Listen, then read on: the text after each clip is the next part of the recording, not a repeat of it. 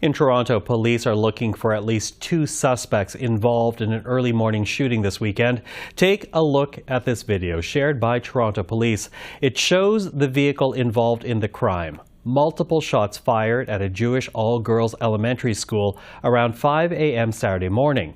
Now, the school is located in a predominantly Jewish neighborhood of Toronto, and it underscores the kind of violence Jewish Canadians across the country say they have been facing since October the 7th.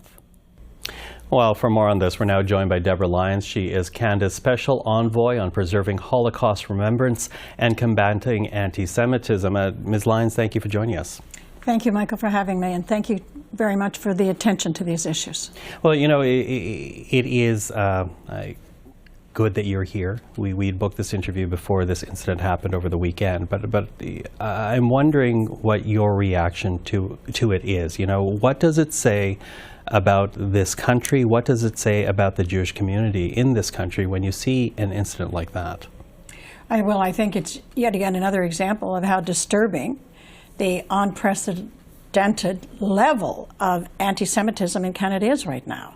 To see shots fired at a girls' school, an elementary girls' school in Toronto, further to, you know, shots that we saw fired at kids' schools in Montreal earlier on, vandalism of synagogues. I mean, this is all very disturbing. Shots fired in a Jewish neighborhood in Winnipeg last fall.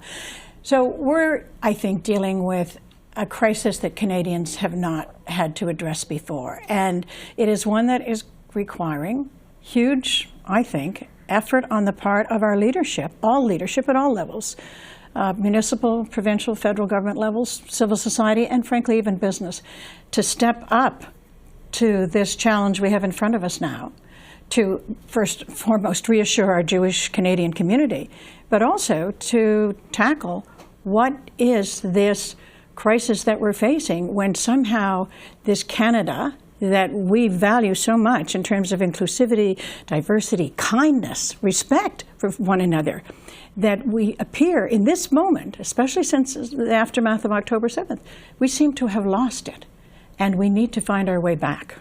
Find our way back, and you know that incident. It does, you know, underline rather what we have been hearing from members of the Jewish community about this level of feeling unsafe in this country. We're also hearing it from university students right now. You know, I'm wondering. I wanted to say, Michael, yes, both unsafe and also abandoned. Not feeling that they're getting the support. It's terrifying to have that sense of insecurity and not feeling safe, but then to feel like your neighbors, your municipal leaders, your friends are not standing up for your community, for you, your family, and for your community. That is, I think, another level of injury and hurt that our Jewish community is feeling, and one of the areas where I think our office needs to really be, you know, stimulating and facilitating others to step up and demonstrate that Canadians are here to support the community and to also put in place some of the remedies to address what are these underlying factors so that it doesn't happen again. Okay, let's pick up on that point then. You say remedies, and I know you obviously put your mind to these matters. In the immediate days, months, weeks, what are the remedies that pop up in your mind? Well, I think there's an array. We're focusing on 5 or 6 key areas right now. Certainly education. You know, K-12, we've been very much supported by the ministers, provincial ministers of education across the country who have now insisted on mandatory Holocaust education. We're working with Holocaust education providers, working with the school system, working with the ministries to make sure we've got really good Holocaust education curriculum in place for next fall, 2025, not 2024, but also, Michael, tying that in to the reality of what's happening today, because the lessons of history need to be learned and need to be applied. And maybe this is a moment in Canada where we're being tested in doing that. So education, certainly social media, the online legislation the government has brought in place, the draft legislation is going through the process of committees now. We need to ensure that we have strong legislation dealing with hate speech, hate incidents, incitement, and a whole new level of intimidation that we have been seeing across the country. How do we incorporate that into our framing? Of course, making sure that we have a good understanding of what is actually happening in the country. So working with Stats Canada and the police chiefs on documenting and having the data in place, working, of course, with law enforcement, which is absolutely critical. So getting the training in place that we need for law enforcement, but not just for law enforcement, not just for police on the street, for prosecutors as well, so that there's a much better understanding. And then lastly, of course, universities. And what we've been seeing on the university campuses, I know, is of concern to Canadians. We want that academic freedom. We want freedom of expression. We want people to be able to voice their opinions, but it has to be done in a civil and respectful manner. Well, let me pick up on that point now, because you did appear before the Parliamentary Committee last week, and that was looking into anti-Semitism in this country. And one of the points that you raised, which I found interesting, was this almost level of disappointment and shock that we as Canadians cannot have discussions about the current situation in the Middle East with complexity. Instead, we're kind of going into opposite corners, into the extreme. Can you build upon that? When you expressed your disappointment, what were you trying to get at there? Well, I was trying to point out to the committee, and as we are doing in our daily work, that you can be very much pro-Israel on the issues that Israel is facing now, and you can be very much pro-Palestinian as well.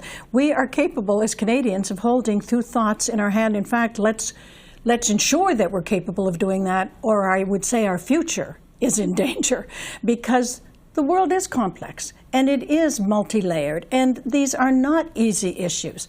But to suggest that somehow it's one or the other is to do a disservice to both. So, I mean, I'm working, and I think we all need to be working more to try to bring our communities together and to say that what is happening in the Middle East is, of course, of concern. And yes, we should be making sure that we are supporting a better outcome there. Canada has been consistent. Every political party in Canada has been consistently stating a commitment to a two-state solution. We want a state for the Palestinian people. We want a secure and safe Israel. That's clear. Our foreign policy on that is clear. Back home in Canada, what we need to be doing is ensuring that we're taking care of one another, all of our communities here, and particularly right now, our Jewish community. And so we should be able to do that even as we look at the situation in the Middle East and ensure that we are doing our best to bring out the healthiest and safest solution for Palestinians and Israelis. You know, I know you deal with this issue on a very high level, but I'm actually going to ask you to bring it down just a little bit, because you talk about how members of the Jewish community are feeling abandoned, not only by governments, police forces, administrators, but also by their friends. What do you say to Canadians, non-Jewish Canadians, who find this is a difficult moment because of just how polarized the debate is, to finding it a difficult moment to stand up for their Jewish friends? I would say work against the polarization.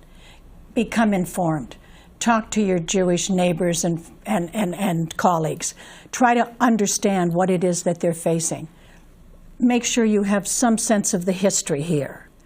And become informed on what is happening here in Canada with the increase in anti-Semitism. Because it is not just about our Jewish community. That in and of itself is enough. And that would be enough to cause all Canadians to stand up and be supportive, as, of course, we would want to be supportive of our Palestinian colleagues in the Middle East and our Israeli colleagues in the Middle East to ensure that the solutions there are ones that underpin a safe and secure future for them.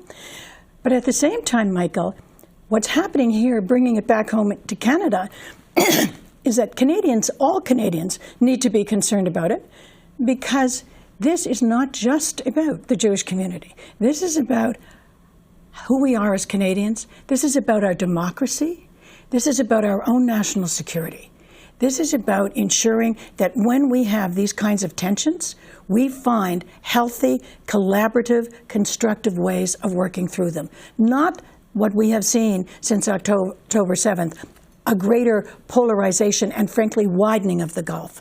And for that, let me conclude by saying, yes, the everyday citizen has a role here, but we also need to see much more engagement of courageous leadership And by that I mean courageous leadership, yes, at the federal level, the provincial level that has direct responsibility for universities and the education system, and frankly law enforcement as well.